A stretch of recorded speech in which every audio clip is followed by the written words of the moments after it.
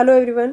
Last video में हमने वर्णमाला से स्टार्टिंग की थी, जिसमें हमने देखा था कि स्वर क्या होते हैं। स्वर को हमने अच्छे से देख लिया था।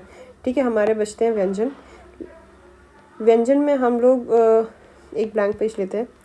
तो व्यंजन जो होते हैं वो कितने होते हैं? 39।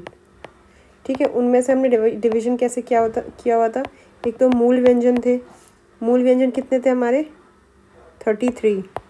ठीक है, संयुक्त व्यंजन थे। संयुक्त व्यंजन कितने हैं हमारे? 4। और लास्ट में हमारे 2 द्विगुण व्यंजन है। द्विगुण के व्यंजन कितने हैं? 2। कौन कौन से हैं वो?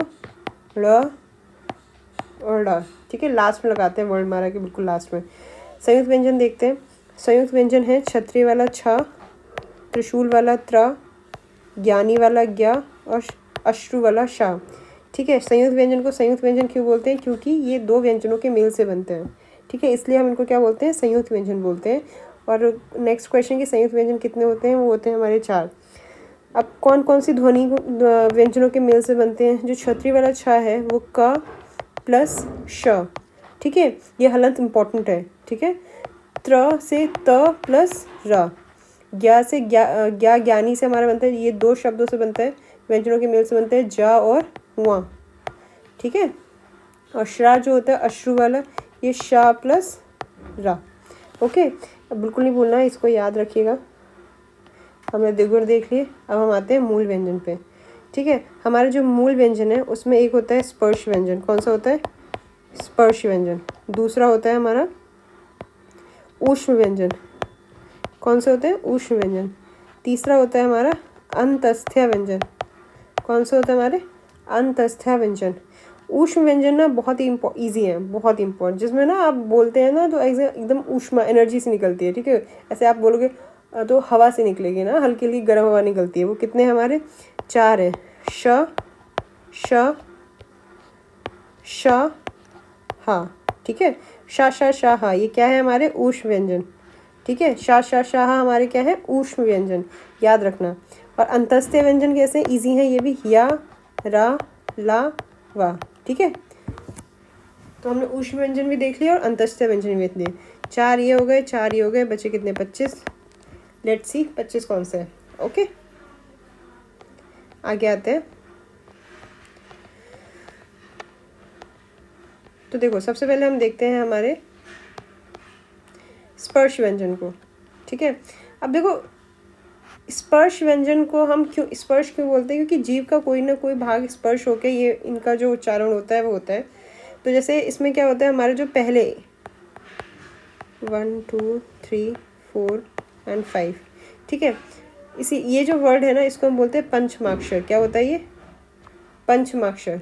ये जो है ना ड़ा, इसको हम बोलते हैं, बाद में आता है ना या वा ड़ा ना मा, ये है पंचमाक्षर। ठीक है, पंचम भाव स्थान पे है ना, तो इसे पंचमाक्षर बोलते हैं। मतलब पंचमाक्षर मतलब पंचम अक्षर।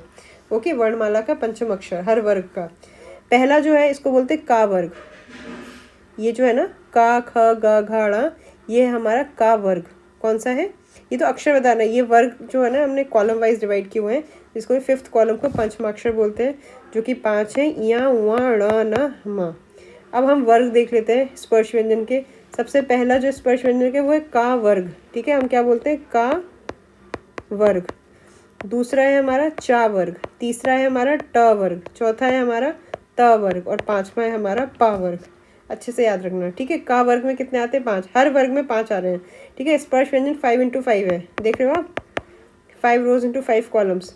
ठीक है, तो क ख ग घ ञ 5, ये है का वर्ग। चा छा जा झा उआ, सेकंड चा वर्ग। तीसरा टा वर्ग, टा ठा डा ढा णा। चौथा ता वर्ग, ता था दा धा ना। 5वां पा वर्ग, पा फा बा भा मा। ठीक है, अब देखते हैं इनका उच्चारण स्थान देख लेते हैं। जो हमारा काखा गाघा यहाँ है, ये कंठ से बोले जाते हैं। किससे बोले जाते हैं? कंठ से। कंठ मतलब गले से। ठीक है, तो ये कितने हैं? 5। और इनको कंठे व्यंजन भी बोलते हैं। क्या बोलते हैं? कंठ व्यंजन भी बोलते हैं। चा वर्ग को हम तालु से बोलते हैं, इसलिए हम तालव्य व्यंजन बोलते हैं। ट वर्ग को मूर्धा से बोलते हैं। ठीक है, किससे बोलते हैं? मूर्धा से। याद रखना है, लिख लीजिए, अपनी वॉल पे स्टिक कर लीजिए, क्योंकि रटना है। ठीक है, अगर आपको बोल के समझ में नहीं आ रहा है तो आप रट लो। ठीक है, कौन के तालू से बोल रहे नहीं, वहाँ पे एग्जाम में बैठ के आप ये तो बोल बोल के नहीं बोलोगे ना, अब देखोगे कि अब ये फोटो से निकल रही है आवाज़ या फिर दांतों के बीच से निकल रही है। तो इसलिए आप बेसिकली आप लिख लो, स्टिकी नोट्स बना लो, अपनी वॉल पे चिपका दो और याद कर लो। ठीक है, कंठ से का वर्ग, तालव्य से चा वर्ग, मूर्धन्य से ट वर्ग, दंत से ता वर्ग, ओष्ठ मतलब होठों से कौन सा वर्ग है, पा, पाफा बाभा माँ। ठीक है, स्पर्श व्यंजन 25 हो गए हमारे। अंतस्थे आपने देख लिया 11 अलावा, ऊष्म आपने देख लिया श श स ह। ठीक है, संयुक्त व्यंजन छात्रा ज्ञा श्रा, द्विगुण व्यंजन देखनी है।